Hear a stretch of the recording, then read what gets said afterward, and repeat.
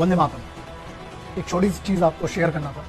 और लॉकडाउन लगने के बिल्कुल एक दिन पहले मैं सब्जी लेने गया था। तो आपको खुद के अपने काम करना है जो है, तो मैं सब्जी लेने गया था। तो वहाँ पर एक सब्जी वाला है, आते जाते दुआ सलाम होती रहती है। मैं बहुत सम्मान करता हूँ इन लोगों का। रोजमर्रे की जिंदगी बहुत कठिन है। उसका उस दिन जवाब नहीं था, लेकिन गुप्ता जी आपके लिए वीडियो समझ लीजिए। जो सब्जी वाले भाई ने मुझसे पूछा था, उन्होंने एक बात पूछा था कि मास्टर जी बोलते हैं मेरे को, मास्टर जी आप एक बात बताइए, आपकी आवाज सुनते हैं लोग। उसने एक सवाल किया कि क्या कोरोना गरीब आदमी के लिए बस है, सिर्फ हम लोगों को उठा के फेंक दिया जाएगा क्या? मैंने बहुत सोचा, बहुत भारी मन से ये वीडियो कर रहा हूँ। जनरली मैं इस माहौल में चाहता नहीं थी कि और चीजें विरोधी और ये और वो, क्योंकि देश के हालात हम सबको पता है, लेकिन मुझे ये बोलना पड़ेगा।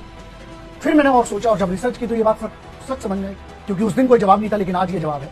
जरा इस पर सोचिएगा कि आम आदमी पर चालान लग रहा है, तो ये रैलियों पर और ये जो भीड़ इकट्ठी होती है, चाहे किसी भी धर्म के नाम पर हो, चाहे किसी भी पार्टी के नाम पे हो, चाहे किसी भी रैली के नाम पे हो, इन भीड़ों पर चालान क्यों नहीं कट रहा है?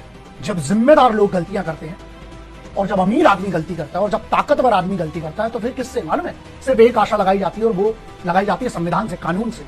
तो कानून का डंडा फिर क्यों नहीं चलता? नियम गरीब के लिए क्यों अलग है, अमीर के लिए क्यों अलग है? अगर कॉन्स्टिट्यूशन ऑफ इंडिया, अगर हमारे संविधान ने समानाधिकार दिया है, तो ये भेदभाव क्यों समझ में नहीं आता है? दूसरी चीज, हम किस पर भरोसा रखते हैं? आप किसी एक पर तो रखते होंगे, मैं भी किसी पर रखता हूं, लेकिन वो सुप्रीम पावर जो है, वो सुप्रीम पावर आपके कारण किसी और की जान जोखिम में डालने का मुझे तो नहीं लगता है कि किसी ने कहीं से भी अधिकार दिया है। तो सिर्फ ये सवाल मैं रख रहा हूं, और मुझे ये लगता है कि चाहे किसी भी पार्टी की रैली हो, मैं इस बात का विरोध करता हूं कि नहीं, आप किसी आम आदमी की जान जोखिम में नहीं डाल सकते। या तो साहब सबके लिए बराबर हो या फिर सबके लिए खुला हो। ये कैसी बात है कि अगर किसी के पास ताकत है तो उसके लिए कुछ नहीं? यहां मुझे पता है, मैं जो ये वीडियो कर रहा हूं ये बहुत खतरनाक है। मैं किसी धर्म के खिलाफ की बात नहीं कर रहा हूं, मैं सीधे, और जो बहुत बड़े ठेकेदार बैठे हैं, चाहे वो किसी भी धर्म के, चाहे हिंदू मुस्लिम सिख ईसाई, किसी भी धर्म के जो ठेकेदार अगर बैठे हैं, ये बात बस ध्यान रखिएगा साहब कि धर्म को पालन करने वाले ही लोग अगर मर जाएंगे तो धर्म चलेगा कैसे? जो लोग हमारे हाथ पैर पड़ते हैं, हमारे हाथ चूमते हैं, चाहे नमाजों की बात करें, चाहे आरतियों की बात करें, अगर लोग ही नहीं बचेंगे, अगर इस महामारी में लोग ही मर गए, तो क्या काम का रह जाएगा? फिर हमारा काम है कि धर्म से रास्ता दिखाना। धर्म का मतलब क्या होता है, या किसी भी मजहब का रास्ता क्या है? रास्ता दिखाता है वो। तो रास्ता दिखाएं। मैं हमेशा से कहते आया हूं, और फिर मुझे वो बात याद आई और फिर से कहता हूं कि ना गिरजाघर जानता है, ना गुरुद्वारा जानता है, ना मस्जिद जानता है, ना शिवाला जानता है। जो भूखा है बच्चा वो निवाला जानता है। मैंने एक फोटो देखी, एक गर्भवती महिला पुलिस की, एक महिला, वो लोग जो पुलिस के लोग हैं, वो 7 महीने गर्भ से है वो महिला, और वो अपनी ड्यूटी कर रही है। क्या ये अपमान नहीं है उन लोगों का जो दिन रात आम लोगों की सेवा में लगे हुए हैं?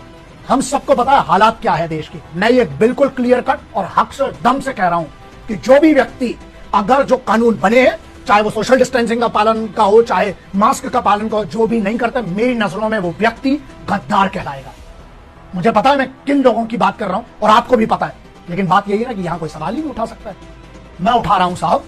अब मुझे मालूम है इसके पीछे विरोध भी हो सकता है, इसके पीछे बहुत सारी मुझे भी धमकियां दी जाती हैं।